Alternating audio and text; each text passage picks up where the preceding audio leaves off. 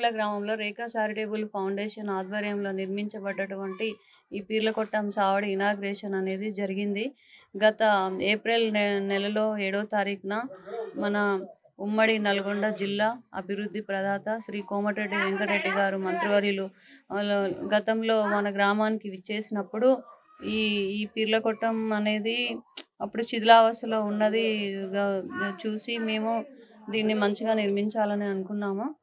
మంత్రి గారు కూడా మా సేవా కార్యక్రమాలని అభినందించారు.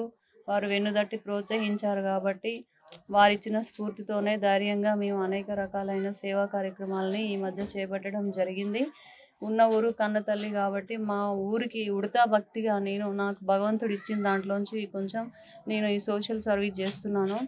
మా గ్రామానికే కాదు, నా దృష్టికి వచ్చిన ప్రతి ఒక్క సమస్య కూడా చుట్టుపక్కల గ్రామాల్లో ఎవరైనా వారు ఏదైనా మా ఫౌండేషన్ నుంచి సాయం కోరితే నేను చేయడానికి నా కంఠంలో ప్రాణం ఉన్నంత వరకు భగవంతుడు నాకు శక్తినిచ్చినంత వరకు రేఖా ఫౌండేషన్ తరపున సర్వీస్ చేయడానికి నేను ముందుంటాను.